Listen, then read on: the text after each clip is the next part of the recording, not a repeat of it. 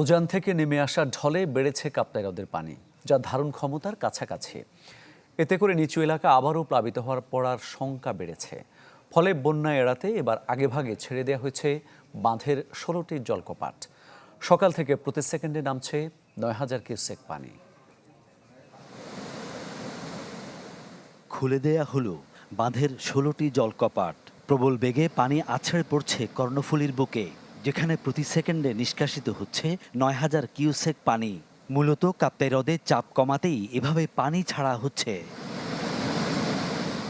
1960 সালে প্রমত্তা কর্ণফুলীর বুকে বাঁধ দিয়ে তৈরি করা হয় এই জলবিদ্যুৎ কেন্দ্র। উজান থেকে নেমে আসা ঢল আর বৃষ্টির পানি মজুত রেখে যেখানে সারা বছর উৎপাদন করা হয় বিদ্যুৎ।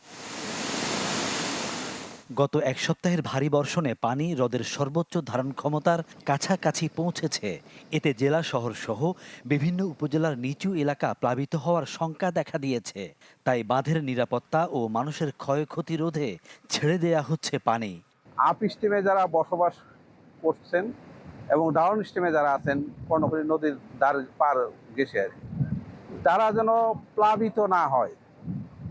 আর্লিতে আমি স্কুলে কম পরিমাণ পানি গেট খুলে কম পরিমাণ পানি ডিসচার্জ করছি, যাতে বেশি গেট অপারেট করতে না হয় আর কি। 6 ইঞ্চি খুলে দিচ্ছি, তার মানে আপ স্ট্রিম এবং ডাউন স্ট্রিম এই দুই এলাকার লোকজনই উপকৃত হবেন। হ্রদের পানি ছাড়ার কারণে ভাটিতে কিছুটা সমস্যা হলেও স্বস্তি ফিরেছে উজানের বাসিন্দাদের। মানুষের ক্ষতি হওয়ার আগে সারা দেওয়া এটাই ভালো। ঘর বাড়ি ডুবে গেছে, তাই তো আর না বা বাচ্চা কাচ্চা আছে, ছোট তো তাই কষ্ট পাচ্ছে। বোপুর আসতে পারতেছে, আমরা সহযোগ রাস্তা আছে মোটামুটি বছর আগ থেকে ছাড়া তো আমার সুবিধা হয়েছে, যথেষ্ট সুবিধা হয়েছে। যদি পানি না ছাড়ে, এই উদ্যোগটা যদি নেওয়া না হয়, তাহলে আমাদের জনগণের বহুত মাল যান ক্ষয়ক্ষতি হচ্ছে। কাপ্তাই হ্রদে পানি ধারণ ক্ষমতা 109 MSL থাকলেও মজুদ 107 হলে মূলত ছাড়া হয় পানি।